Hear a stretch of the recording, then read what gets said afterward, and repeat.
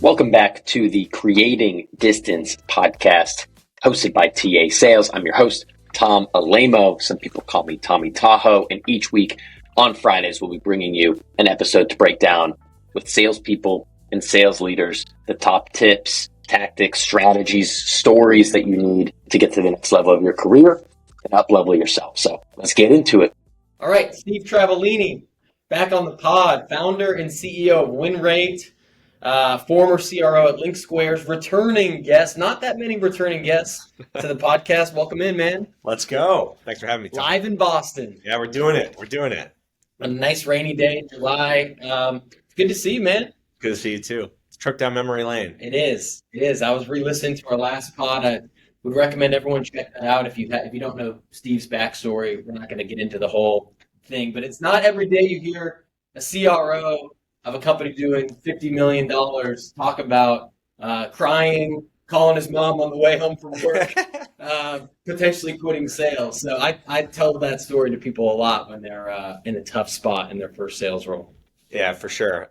Vivid memories. And 50 million ARRs where I ended at LinkSquares. I started with that company at 500K in ARR. So for the listeners, that was a journey, right? 10 people. We work more or less, and 90% of our sales were outbound cold calls, and it was a 5.5 year run from 500K to 50 million in annual recurring revenue, it was a crazy time, but a good run. Yeah, nice. So I want to talk a little bit about that before we get to WinRate and the stuff you're doing now, because when we did the pod, it was 2021. You were probably in the middle of that run. But after the pod, I started seeing you being named as CRO of the Year by Pavilion. You're breaking all these records, raising huge, rounds at LinkSquares and all these amazing accolades, and just seeing you become, more and more in the public spotlight. So, just walk me through, like, what was that all about? Why do you think that you got so much, outward recognition for the work that you did at LinkSquares? Yeah, it's a great question. But my story is, classic sales story. I started as a BDR, more or less. I was a recruiter as well in the early days, and it was a cannonball run from BDR to CRO in 8 years. Yeah, right. So it's a non-traditional journey from the start. I got into tech in about 2014. That was my first AE role at a company called Backupify in Boston. Full startup mode. This was in the back of a church, and all I knew was like the gritty early startup days. That company was successful, was acquired, and then we moved downtown in Boston. I went back into a startup mode, gritty again, at a company called Onshape. That was my first head of sales role, and that's my first time being a member of the executive team, doing board meetings, Andreessen Horowitz, like the whole 9 yards. It was high profile company with a lot of venture capital raised. And it's funny, you bring up like CRO of the Year for Pavilion and all that, but I was fired from Onshape after like 2 years. The company was flying, but we just weren't moving fast enough to grow into the valuations. And, it was kind of like a next man up type of culture. I was super grateful for that experience, but on the way out, my CEO at the time, who was a total legend, he was like, hey, maybe you should go to Salesforce, run a big team, have 200 people on your team, or go to Oracle or something like that. He's like, I really think you could pull it off. Like, you have that capability. I don't think you're a startup guy. And that really was like this, like, he meant it so well, but it was this backhanded compliment that I took with a chip on my shoulder. So I went and joined a 10-person startup instead, and then we went on this run. It was ZERP, right? It was zero interest rate, growth at all costs. So I was the ZERP CRO, right? We were hiring bodies. We were bringing people in. We were getting people on the phone. We were teaching them how to be effective. We were teaching them how to be really good. Again, 90% of all of the revenue that we generated was outbound cold. So this wasn't converting inbound leads. Like, I had done that before my prior company, the one that was heavily funded and Andreessen backed, was 20,000 leads a month. It was crazy. And that was a very different job. The LinkSquares run was the opposite, all outbound, all bodies. Mm. And I was a multi-stage CRO, right? I didn't just do like the 0 to 5 or 0 to 10. I evolved with the business. Sought out tons of mentorship and training and coaching and of all different types of varieties so that I could keep up with the biz. And I did. And I think, our ability to raise venture capital, that was kind of like the scorecard of the day. Yeah. Right. So we raised 161 million in, VC dollars, and I was heavily involved in that. And, we put wins up on the board that mattered most during that era, which was ARR, new business. We did it outbound, and we did it well. Yeah. So I think that kind of led to it. But it also kind of led to the end and the transition and what I'm doing now. Yeah. Okay. So, you said like you were the classic kind of like ZERP CRO. Let's just double the revenue by doubling the headcount and just throwing more bodies and, skill and strategy, things like that at it. So if you were to go back, we're both fans of, Pavilion and the top line. They talk a lot about profitable, efficient growth now. Right. And so let's say you went into a LinkSquares equivalent today in the current environment. They say we need you to get from 500 to 5 million, 10 million, some of these next benchmarks without just doubling the team every single year. What would be your game plan to get there? How would you act differently now? Yeah. So it's a great question, complicated answer, and I would say it depends. Yeah. Right? It depends on so many factors. There's no one size fits all plan for any business. Some folks will speak incredibly confidently about the playbook that they have as the playbook that will work for you and for everyone. I don't necessarily believe that to be the case. But I would say, generically speaking, I've always been someone that looks at the field and what's in front of them and makes the best decisions that are like most appropriate at that point. Not a non-answer, but I would say today what is valued is obviously net retention, gross retention, signing on great customers, efficiency, right?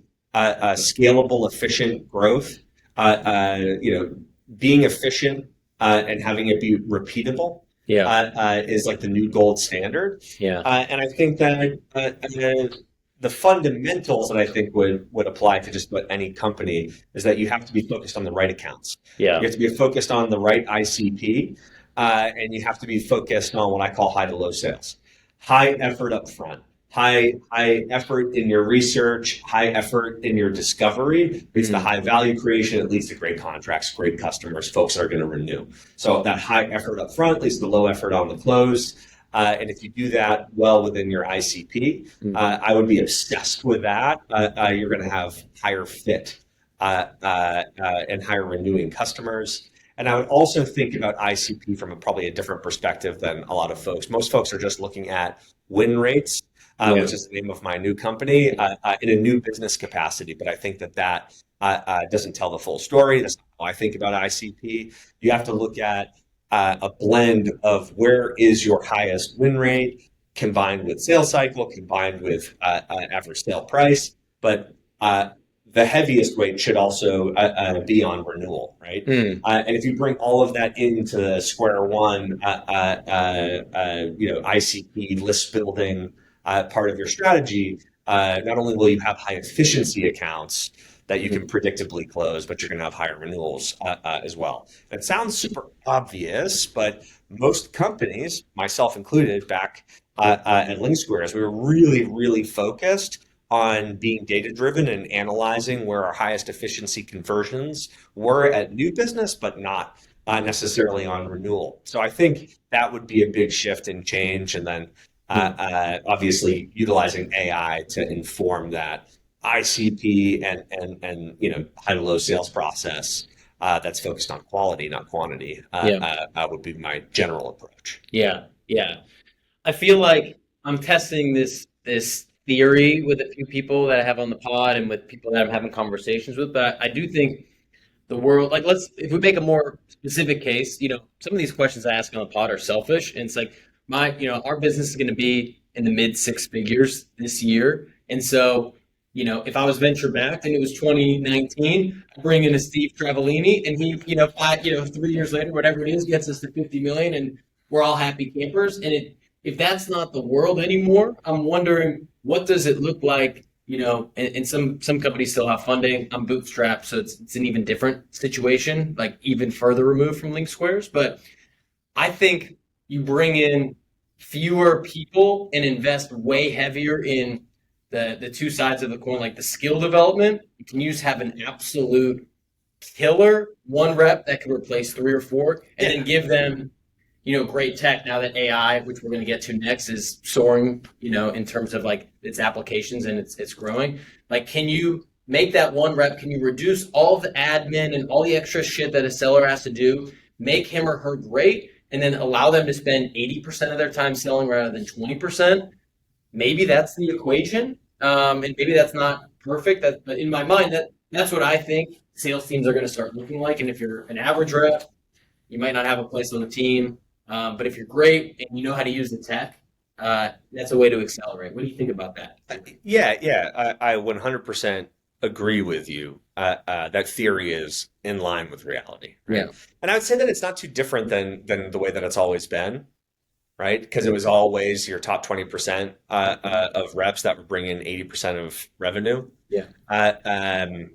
The tolerance for bottom performers is just much lower, not just at an operational revenue leadership level and perspective, but from a customer perspective. Yeah. Expectations are just so much higher. Yeah. So yeah, I think 100% correct. I think that's naturally what you're seeing. Smaller BDR teams, but more skilled, smaller AE teams, but more skilled. And it just gets back to the simple quality versus quantity conversation, right? It's like this blue pill, red pill type of world. We were coming out of this universe where outreach and sales loft and like the spam cannons were like state of the art. Yeah. Right. And if you had them in 2018, 2017, it was like a real advantage versus your competition. Yeah. You were just covering so much frigging ground, and that the personification or personalization of messaging was good enough. Mm-hmm. Right. And, spam filters and all that stuff were just far less sophisticated. And you could get away with it, and you wouldn't burn your domain and all the other technical stuff that kind of goes along with it. But a lot of leaders now are looking at AI and they're like, all right, great. Like my open rates are down to 0.8%. And if we could get to 400,000 sends, even if it's 0.8%, we'll be able to get the numbers back up. And it's like I think all along, the real ones that were in, sales leadership roles and sales roles, they knew it was always the quality that was winning anyway, even during that time. But you would get those pops occasionally from the volume game that kind of justified it. You were ROI positive on these investments, and you could scale, that volume game by hiring someone who wasn't great, who didn't have great skills, and have them press buttons and get some kind of result. Yeah. But I think those days are obviously done. And when I think about it now, it's all right. Quality is the answer. We've known it's been the answer, but it's a real hard pivot to make. How do you get there, right? Because there isn't necessarily a tool, right, that is going to automate quality at scale, despite folks attempting that to be the case. It does come from training. It comes from your internal expectations and best practices and the culture of quality. But the tools should help. Yeah. And that's where I come to the table, Tom. It's I think AI should be a vehicle for sales folks to do a better job, not just save time and cover more ground. It's going deeper and delivering at a higher level, and it's all about improving quality. Yeah. Right? And if you Okay. improve the quality of who you're targeting in the first place, Yeah. and you improve the quality of your discovery and of your sales process, you're going to have a much higher win rate at the end of the day. Yeah. And that is the single most important metric for a seller and for a business. Yeah. Is to be efficient and how you drive wins, right? So let's talk about let's get into AI. So when I boil down sales too, it's just like basic nuts and bolts when I talk with people. It's if we want to get really simple about it, if you want to sell more, you either increase the quality of your inputs or you increase the quantity or both. You either you make twice as many cold calls or you call, you get better at cold calling or you call a bit more improved list or whatever it might be. Get a higher connect rate, so on and so forth. So I think what I heard you say is a lot of people are looking at AI as a quantity tool of like, it's going to help me speed up so I can go send twice as many emails. What I'm hearing you say, I think, is that's not the right way to think about it. We should be thinking about it from a quality. So we reach out to the same frequency, the same volume of people, but like let's up our game for how we come when we're prospecting or to a discovery call or what have you. Is that fair? Yeah, absolutely. And I'm not going to hate the player that has to figure out the game on quantity sends. There's a big movement right now where SDRs aren't even sending sequences or doing any emailing at all. And it's all being done by GTM engineers because they can write, better AI generated copy and they can just handle that and they can warm up the domains in a different, system and send it all out. And it's going to be low conversion activity anyway. It's why even have the reps do it? And that's kind of one mindset. And it's I don't know if I fully agree with it, but I get it. And I understand why people are going to invest in it. And it might be a better way, probably a better way than having reps send out crap and sequencers anywho. But my differentiator has always been quality as a seller. And as a sales leader, I would always be training quality, right? So how do you write a quality email, right? Taste is so important and style is so important. And ChatGPT and Claude and all of them don't have it, right? Yeah. They don't have taste. Interesting. Right? And all of these tools are just leveraging these models anywho. And it's, generated in a way that is better than the old outreach sequences, but how much better? And what are the actual results that are coming from it? I think generically speaking, not great is the answer, but there are spectrums and people that are doing it better than others, and there's always an ocean of expertise out there. So I'm sure some people are doing it good, but generically speaking, I wouldn't be focused there. Yeah. Right. Yeah.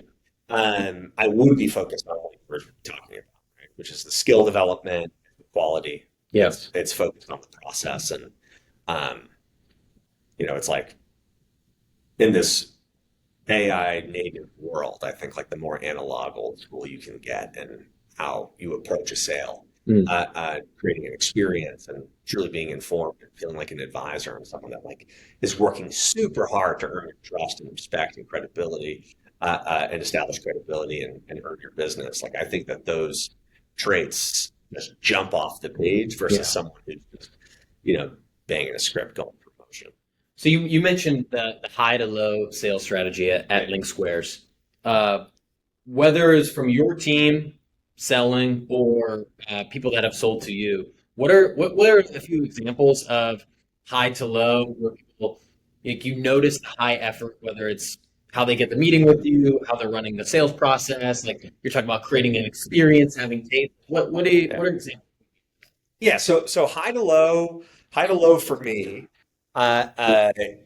means that you're putting in high effort from the beginning. Yeah. And that sounds obvious, but it's actually counterintuitive to how most salespeople work. Yeah. It's low effort in the beginning for most salespeople. They're top of funnel. And see if they're gonna see what bites you get. And then if once I figure out Steve has a problem, and then I think I can solve it, and he's the right decision maker, and he's got budget, now let me go above and beyond and try to put together a really great business case. Yeah, I'm going to kind of limp into a deal. This is low to high. I'm going to be hey, do you have 27 seconds and like super high level generic opener and like, yes, of course I'll send you information and of course I'll follow up. And then like 12 months later, like, after you've persistently followed up and established that you both have interest in sports and like the weather and of different areas, like you don't like the winter and neither do they, and stuff like that. And then finally they get to a demo state. Right, this is low to high, not what I would recommend.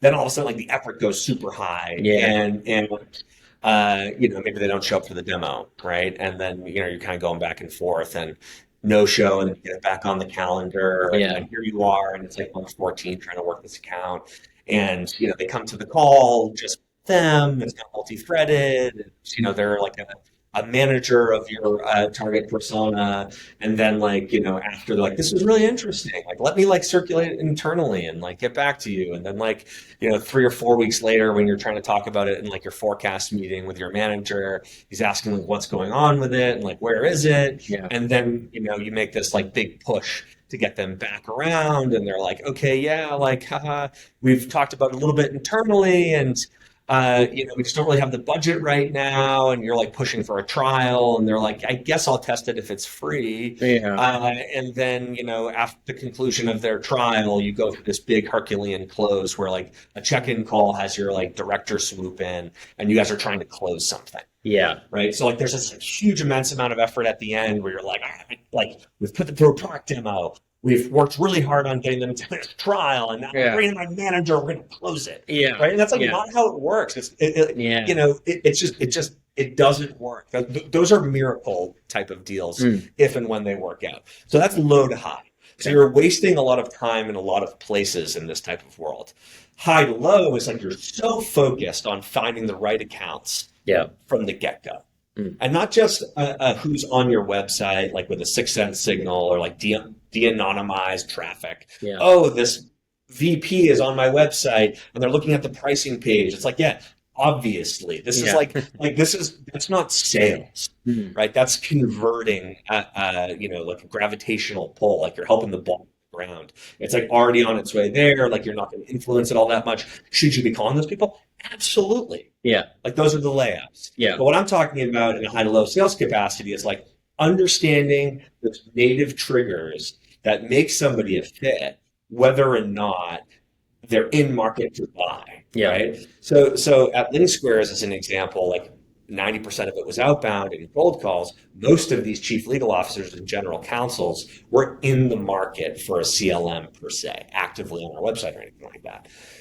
But we would see signals like they did M&A, which creates a huge cluster for contracting. You acquire a company, you inherit their contracts. This is a mess. They have like near-term pain that they've just either experienced or are still going through, and that's a signal that doesn't matter to a company selling sales tech, but matter to LinkSquares. So every company has these unique things that they look for, which are what I call like second layer information.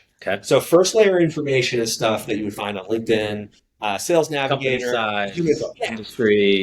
industry, computer software. These are the filters that you slap on it as a rep, and you're like putting your fingers through your hair because they're like, everyone's already working all these accounts. Like, who do I go after? Like, who's even a good fit? And then it just becomes so overwhelming to then go find the second layer information. Like, you have to like go through the news. You have to like go into their website, click around and find like, the job section of their website, go to a job description, start looking at, different bullets that they're looking for that might be relevant to your, it's like stuff like that. Or like, enterprise sellers, talk about earnings reports and 10Ks and things like that, where you have to like go through and try and figure out like what are the strategic initiatives for this business. It's like all of that stuff is just really hard. And for salespeople, for most salespeople, it's like they just don't do it. Or they don't do it consistently. Right. So to be a high to low salesperson, you have to understand that it's going to take time and effort and energy and discipline to really do that work, to figure out who's going to even be worth your time calling in the first place. Where is your hypothesis with this account? What are your like fallback positions? So that when you get that person live, preferably someone like above the power line who can tell you and save you a whole lot of time right out of the gates as to whether or not this is going to be an initiative, if you could drive this type of impact, blah, blah, blah. And like, I'm not a executive only or bust sales person. There's many ways to take below, the power line approaches, information gathering, then weaponize that for that conversation. But the earlier that you can have that conversation about real business impacts and priorities, the better. Yeah. So all of that type of work from the pre-call, from the pre-email, sets you up in what I call a high to low position. Yeah. So that when you're having that conversation, you're getting to the bare bones of the matter, and you're figuring out in a selective way, should this stay in my universe or should this leave my universe? Right? Is there enough? You can't just make something a qualified account. Yeah. Right? Yeah. You can't just hope and wish it to be. Yeah. Just like, because it's got a sexy logo and it's everyone wants Bank of America, to be a customer on their, on the homepage of the website, and these huge brands. But that doesn't mean that it's the right, they're actually in market for what you're doing, or that they're the right fit for whatever reason, or what's going on in their business. So, that they have the people in seat, that want to do anything about the thing that you're solving. Yeah. Right. So there's so many things that need to be right for a sale to kind of come together. Yeah. And high to low sales, in my mind, is taking that high effort approach to figure out what is going to progress in your funnel. Where are you going to allocate your time? Yeah. Because where you spend your time is the number one thing that you can control as a seller. Yeah.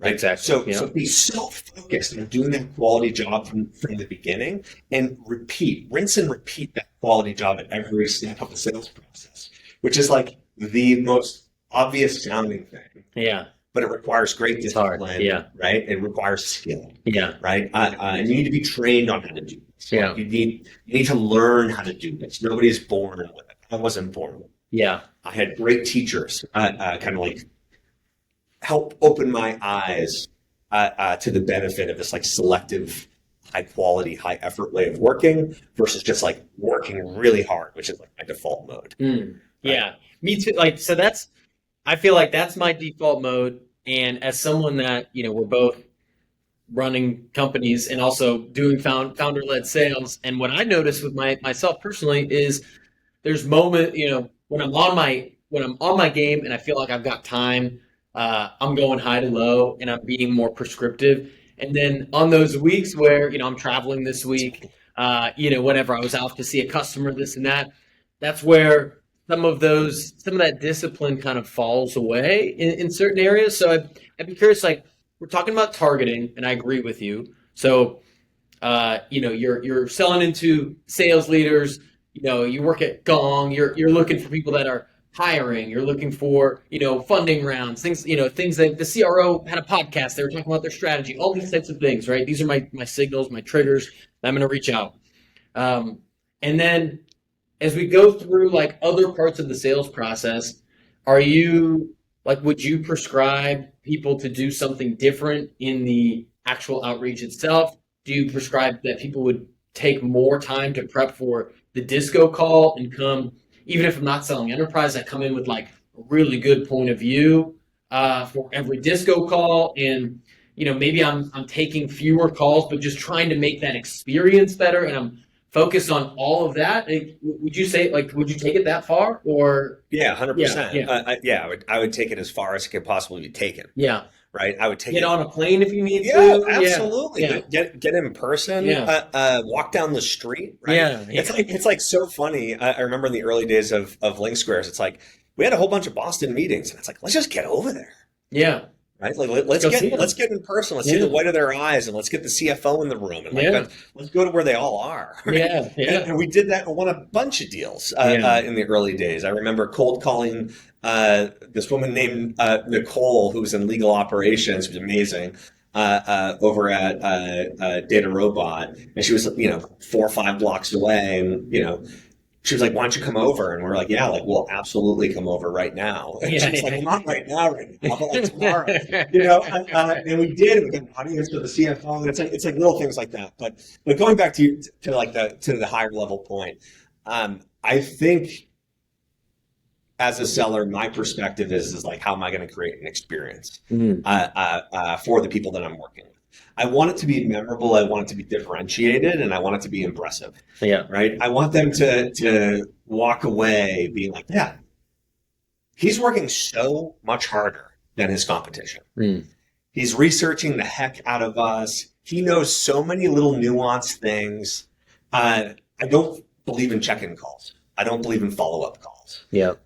Because they don't add a lot of value, right? Yeah. So if I'm going to come to a call like that, I'm not going to make it a check-in call. Yeah. I'm going to make it a experience where I'm like, hey, I saw this and all these relevant things, and I went and created this thing for you. I thought about your business and what you said last time, and I was wondering do you know this person or that person? I'd be like so proactive in every touch to make it feel very differentiated. And I remember as a seller, like thinking, how am I going to open this discovery call in a way that kind of gets everybody like a little bit off balance in a good way? Yeah. Like, how am I going to make this like a very differentiated pattern interruption in a good professional business way? Yeah. To make everybody be like, wow, these people are like happening. Like, there's always great stuff going on whenever I talk to these guys. And Yeah. like, it's always like fun to catch up with them. They have great energy, passion, like they're really excited. Yeah.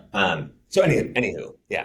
So if you're coming into a demo, how are you going to come into the demo and make it so differentiated from your competition that it feels super personal, super high effort, Yeah. and it feels fun, right? And it's not like a word that we use in sales oftentimes, but It should be. yeah, I like to make things fun, right? How do you make selling illegal software?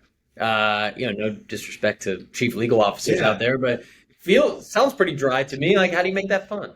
Well, I think like their job is dry to most people. Yeah. Right. So I think at the summer cookout, Joanne, the chief legal officer, isn't having like her nieces and nephews run up to her being like, "Tell me about this M&A transaction, the complexities on the legal side of things of buying this company." Oh my gosh, Aunt Joanne. And like, I think for most of us professionally, we don't have that like admiration of like the high prestige jobs that exist in the world. Yeah. Which are like really cool if you're in one of those jobs. Yeah.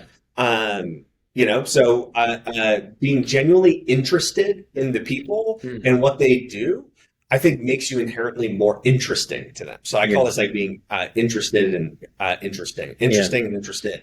They're simpatico. One goes with the other. Yeah. So I think really caring a lot about their world and being very curious, to use like an old sales cliche, like matters a lot. Yeah. And being excited about the work that they're doing, I think inherently makes you more interesting. Yeah. So it's like that stuff, and then just keeping your eye on every little thing that's going on, like social media posts and stuff like that. I'm seeing any details or breadcrumbs that might be out there. Those moments where you could take something that they may have posted about and bring it up in conversation and bring like a really like interesting connection point or perspective on something like that. I think those types of things are the things that I'm talking about. And also like telling stories. Yeah. Telling stories about your customers, telling stories about the people that you've worked with, telling stories about the people that you've worked with who might be like butt market from them a little bit like aspirational to them. The chief legal officer at DraftKings is like a really cool type of customer to reference when you're talking to someone who's at like a Series A or Series B and like sharing their perspectives on the market and kind of taking yourself out of the sale. And it's like using stories to like, be opinionated and establish credibility. And as an extension of those personalities, I think all of it's like really interesting stuff, and we just don't put enough effort into doing it. It's like, well, what story did you tell in the demo? It's like, well, what do you mean? It's like, you didn't tell a story. You didn't like try and connect exactly what they're going through to like it's like, this is how people learn. This is how people consume information. I think as a seller natively, like I always strive for that stuff. And as a sales leader, those are the things I was trying to instill in people. Like, this is important. Like do this. It's important. Why? It's like, it's hard. It's like, yes, that's the whole point. Right? Because nobody else is doing it, so you should do it. That's your moat. Yeah. I mean, so like, I agree with everything you're saying. I think what people's objection would be is like, it's hard. It takes a lot of time. I only have so much time as a seller. So you also would make, X amount of cold calls per day, and I'm prospecting every day, this, that, and the third. Um, and so I imagine that's where, in your world, AI, like I would see it that way, that AI can help streamline some of those processes. And I believe that's kind of like where you're headed with win rate. Yes. Yeah. Yes. And Yeah. why did Yeah. you call it win rate? It's Because a good name. Yeah, well, because if you can improve win rate, right, Yeah. even by like a couple percentage points, like if you Yeah. can take your win rate against your full pipeline and then boost it by 2%, we're talking about millions of dollars or more, depending upon the size of the organization, or tens of thousands of dollars or hundreds of thousands of dollars if you're smaller. Like, It's interesting that it's called win rate versus there's only so many ways to grow revenue, right? It's like you can close more deals, you can have a higher win rate, you can have a shortened sales cycle, and maybe it's, I feel like I'm missing one, a higher contract value. yeah, So yeah, yeah, if that's right. if those are the four, is win rate just a catchy name, or is that It's truly the like highest what you think? leverage. It's the Yeah. highest leverage. It's the most impactful. And it's the most important from my perspective. Yeah. Okay. It's a reflection of everything else. It's a reflection of the quality. Yeah, Yeah. exactly. And in this new efficiency world, right, 15, 18% win rates just aren't going to cut it. Yeah. And quite frankly, that's the average that I hear when I talk to people. Yeah. That's about right. Great teams, 30%. Yeah. Great reps, 40%, 45%. Right? Top It's about as performer. high as yeah. In It's software, in tech, that's about it. Yeah. Yeah. Hearing that is rare. Yeah. Hearing that's rare. And then the second question becomes, well, like how many opportunities? Yeah. How much are you actually closing? Easy to have 45% win rate if you're only opening like 4 ops a year. And they're all inbound. And you're at 20% quota. Right? Yeah. So you always have to ask like the secondary questions too to really analyze health of a seller or team's pipe. But yeah, win rate for me is the gold standard, right? And it's also like a reminder for me. Like at my peak at LinkSquares, we were closing 35% of the deals team average. Wow. And this is what really put us on the map. Yeah. We were formidable in the competitive landscape, and toward the end, I think we were 18% fighting to get to 20. And man, that last year in the saddle, I just sat with the team and obsessed over improving our win rates and focusing on the stage-to-stage conversion and starting with ideal customer profile and going deep there and investing in better understanding our ICP and then really focusing on the process and stage-to-stage capacity helped to move the needle. And we were north of 20% toward the end, but man, to get back to 30% or 35%, that's the difference. Yeah. Right. So how do you sustain and build win rates in this new world that we're living in? And I went deep, Daniel Day-Lewis on AI. I know everybody wants to talk about AI, but I went on a discovery, vision quest journey to try and figure out like what are the ways that AI can and should help us improve our win rates. Okay. Tell me more. Yeah. So basically, what I found was a few categories of tools, and many are good,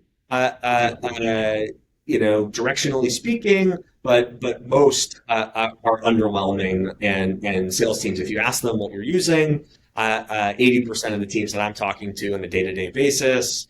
And all I do is talk to teams about sales tech and their stack and AI. 80% of them only use like ChatGPT or like hey, I use Notebook LM, right? Or something like that. Depends on the sophistication of it. We built a custom GPT to do this. Yeah. Right. Or I would say the same. Yeah, that's what I see. Yeah. Yeah. And then the next most popular is that, well, our team, like our RevOps team uses Clay or like a workflow builder, like a copy AI or something like that.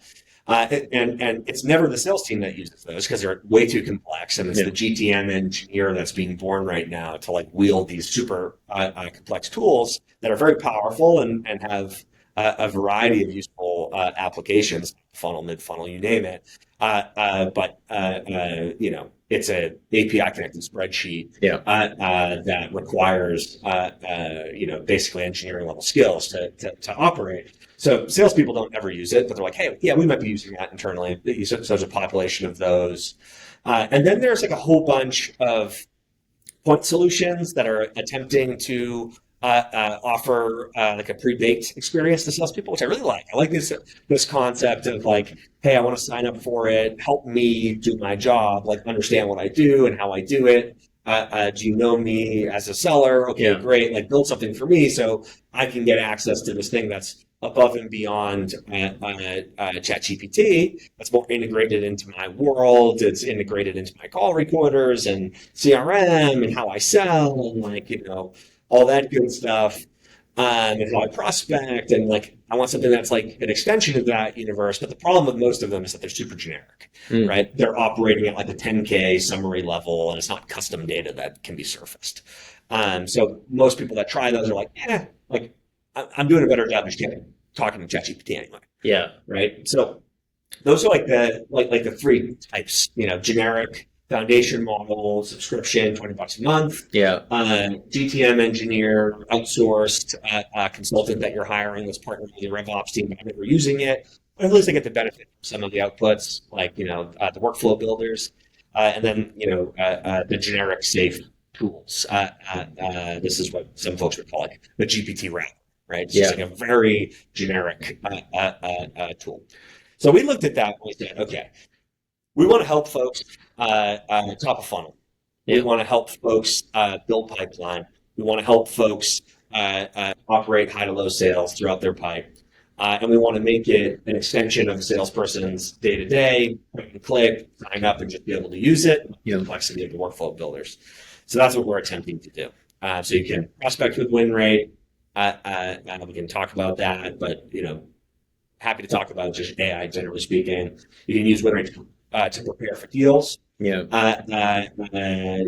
stage of your funnel, incorporating not just what's been in the CRM, but prior calls and what's out on the internet, what's in your sales training and enablement materials. We also build sales materials. So if you have like any kind of templatized part of your process that, it's like a proposal deck, a business proposal or ROI presentation, or if it's like a CS handoff or even like a medic post-call type of thing. If you have something that's templatized, we can populate it. We can populate stuff to CRMs. There's a whole bunch of use cases that we can help with. But the core that we're focusing on with our customers today is targeting those right accounts and surfacing all the information that they need that's otherwise been buried at that second level. That's what we're up to. But there's a lot going on in the AI space. I don't know if there's a lot. Do you feel what's the general not the reaction to WinRate, like when you give a demo or anything like that, but when you're just having that first conversation with sales leaders and trying to learn, like figure out where their head's at in the AI space. Like to me, my general impression is that from going to Pavilion CRO Summit last month and just having a lot of these conversations myself is I think everyone's like, oh shit, like I know this is coming. I don't really know what I'm doing. But I know I need to make some moves, but I don't really know with what.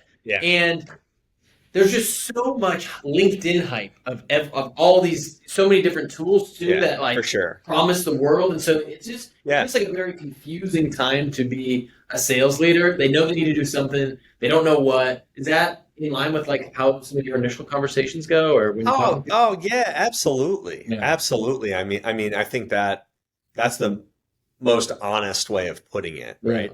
But there's a couple types of CROs that I come across, in my travels, and extend that to VPs of sales and even RevOps leaders.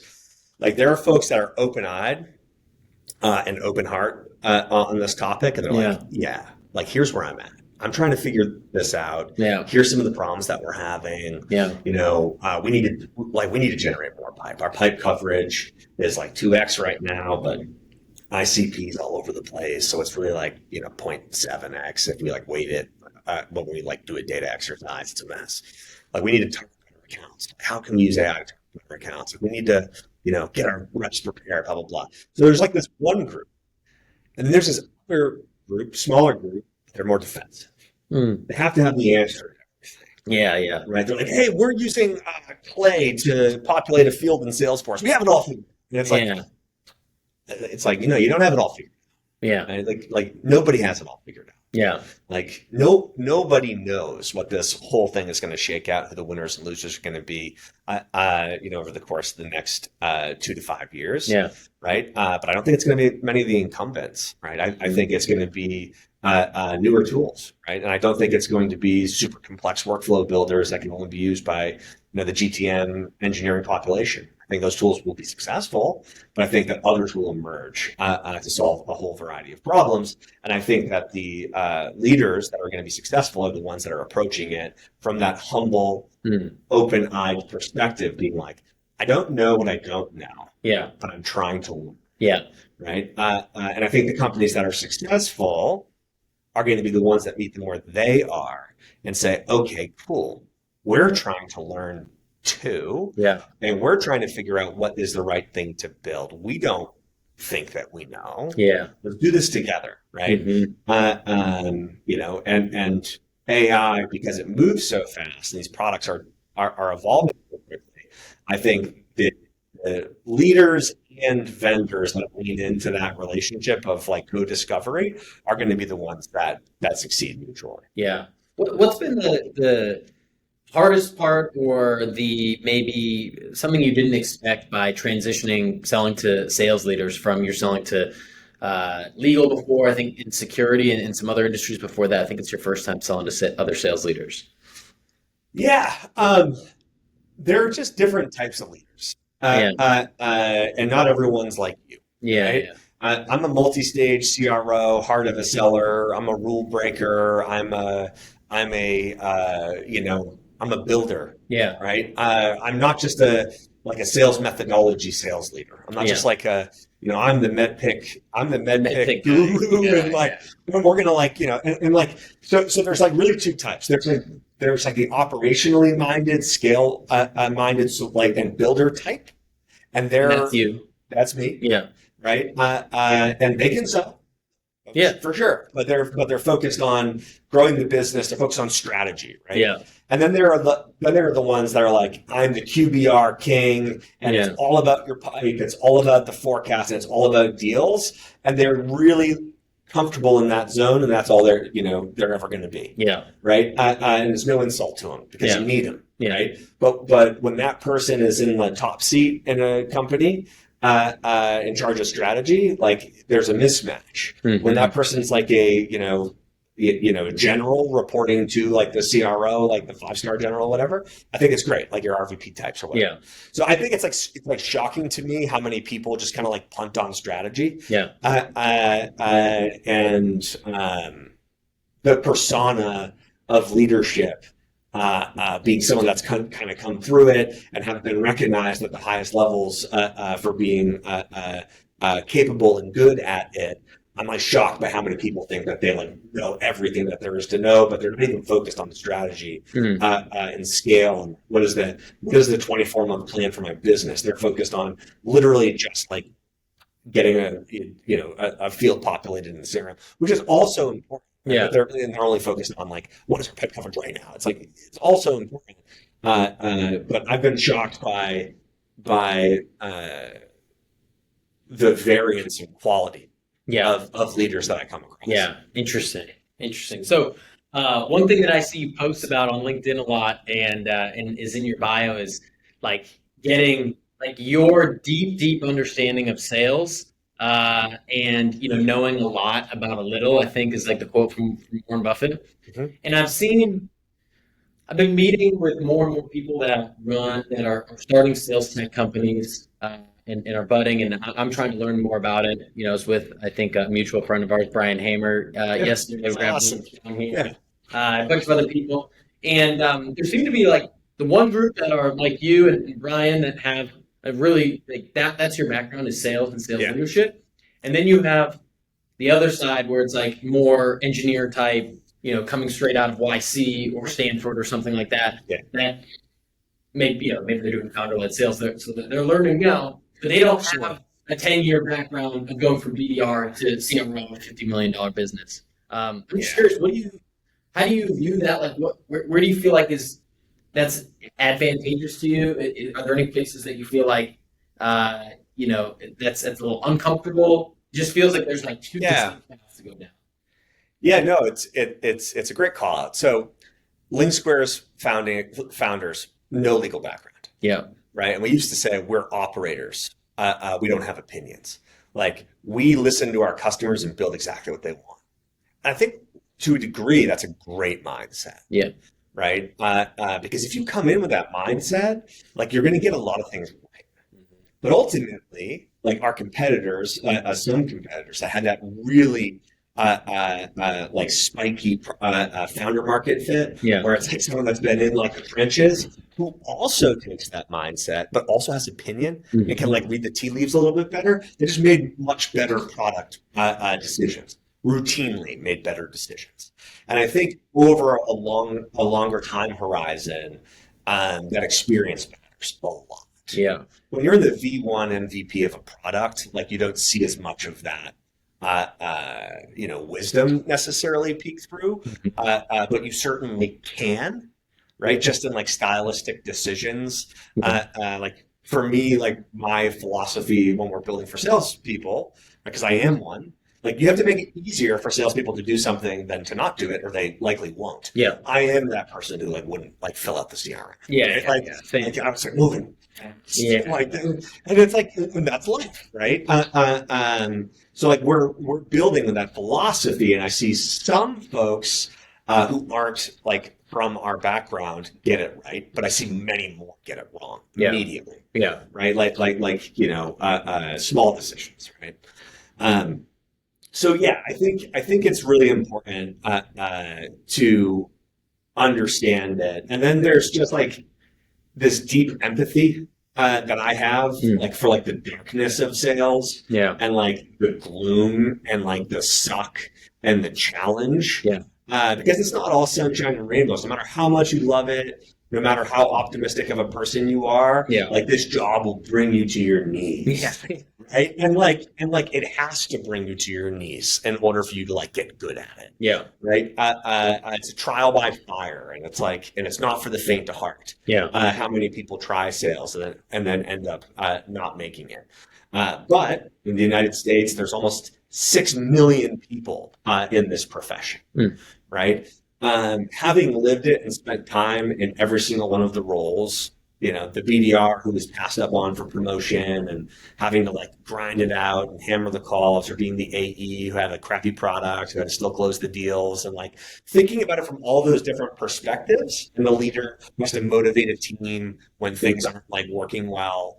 All of that stuff kind of paints my perspective.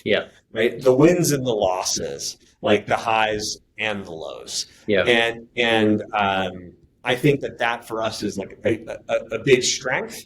For Brian, it's a big strength. But I think it's also like a weakness to a degree, because when I'm selling to, a persona that I don't know, and I wasn't someone who got to, sell sales tech before, as you pointed out, like, I wasn't selling, gong to sales leaders or whatever, right? Like, who I understood their world, they understood mine. I was selling to HR professionals in the beginning. I was selling to IT and security next, mechanical engineers after that, lawyers. And now I'm selling to salespeople. And when they make a point about something we don't have, like in the product, or like a perspective that's like really important to them, when I agree with it and I understand it, I can't like, it's harder for me to be like the magician who's like, yeah, that's true. Like, look over here. Look over here. And like, pull like the sleight of hand with like that kind of golden retriever energy, where you're like, you're so happy-go-lucky about everything, because you're selling something that you don't really understand. Like, you only understand like the awesomeness of your product. I think there's something great about that.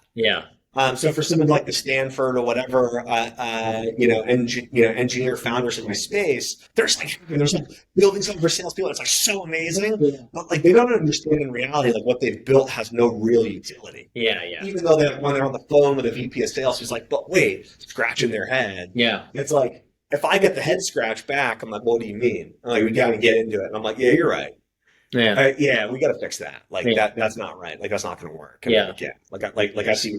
So I think that can build more trust though in the process, right? I mean, totally for yeah. sure. Like why not? But it also makes it harder to.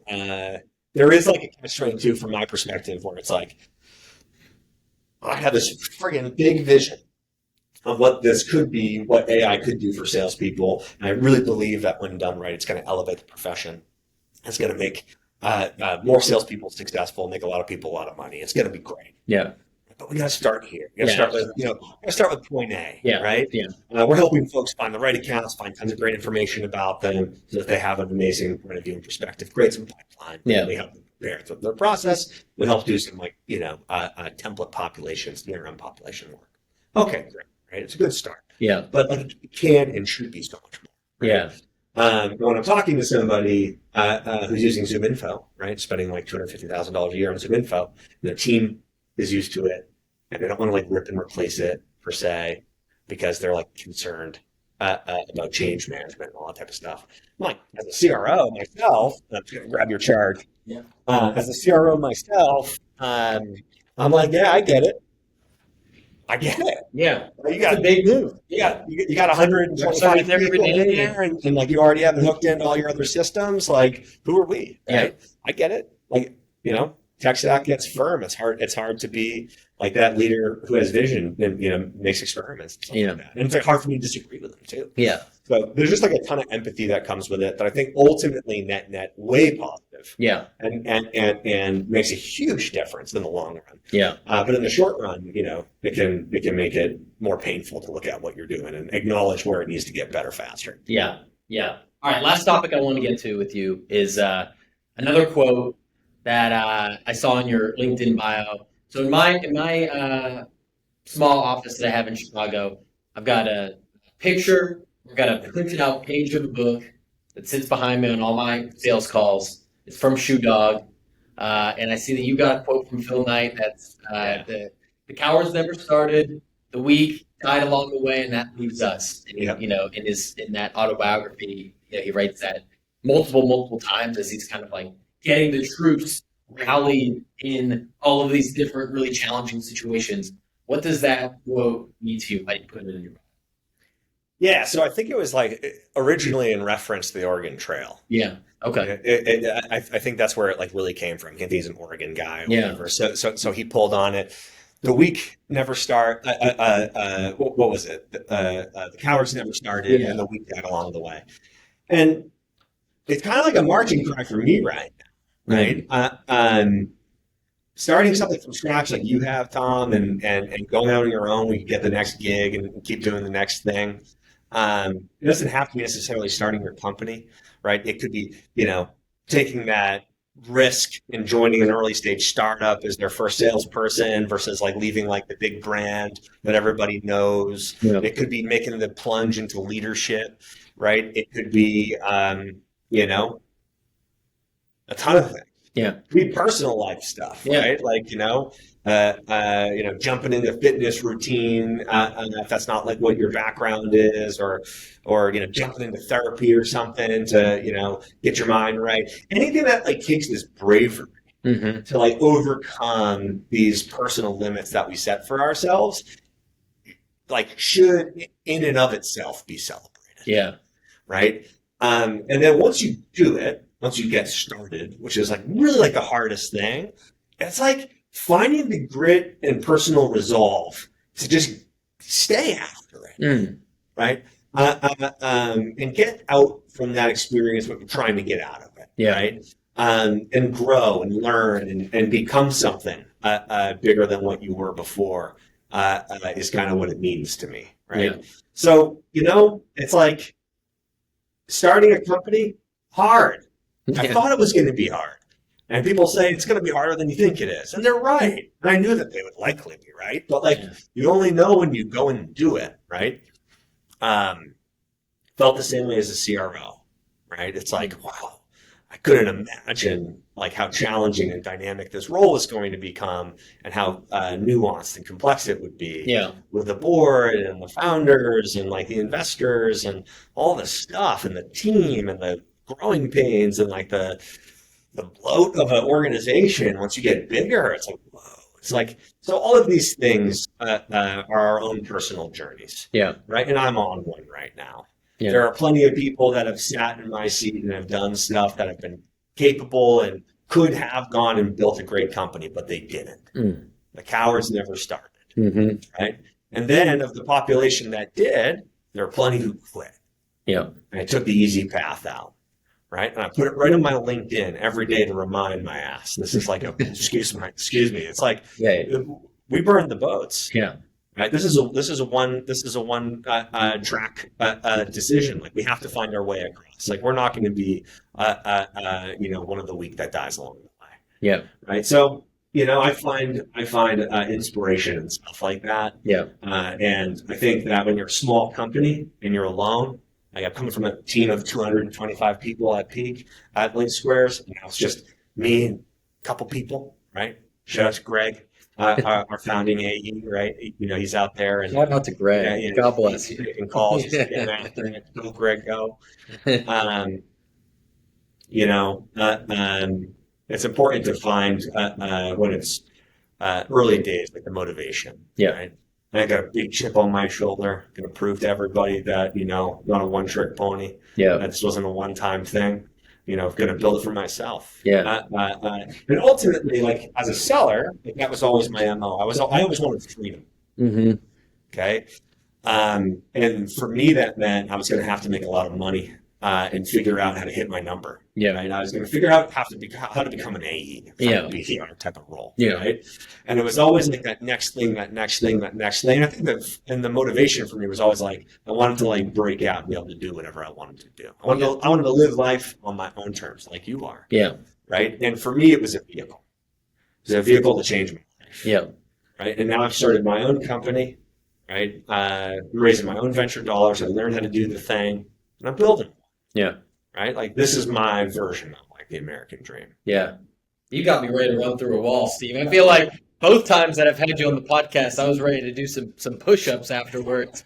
But I find it, I find it inspiring. I always find it very energizing. And one of the reasons that, we talked before we were recording, like, I just bring back the pod. And, part of it is like, I've met some great people, and some have become customers, some have become friends and mentors. And, here we are 4 years in between sessions.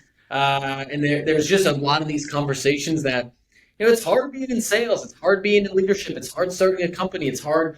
A lot of people that are listening to these types of podcasts are trying to do something that's hard, and getting those little energy boosts, is everything to me. So I feel like I've got an extra shot of caffeine ready to roll.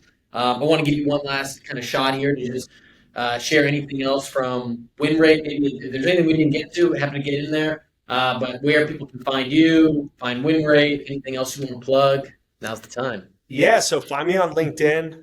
It's Steve Travaglini. It's hard to spell last name. You can also find me at winrate.com, WINRATE.com. We're going to be relaunching the brand and the website coming up here in August. We're doing a lot more than what the website describes. It's meeting prep today. But if you're a seller or sales leader and you're like, you know what, I would love to see like what the state of the state is. Like, what can AI do? Like, what are the most forward-leaning capabilities of using AI to find that deep information to help us prioritize the right accounts, form that perspective early, build more pipeline, and how can we use AI in a practical way that was meant to be used by salespeople? If any of that resonates with you and you want to give it a shot, give it a try, hit me up. Go to winrate.com or find me on LinkedIn. I would love to put something together for you, get you a free account, get you in there trying it. Love it. Steve, you're the man. Thanks for coming on. Thanks, Tom. Appreciate you. Boom. Thanks for checking out that episode. Two quick things as a takeaway. Number one, we would feel honored if you left a review wherever you're listening to this podcast, is on Spotify or Apple or YouTube, to just let us know how we're doing, what else you'd like to see. If you'd like to learn more about us, you can check us out at tasales.co. Love to hear from you there. Much love. Have a great week.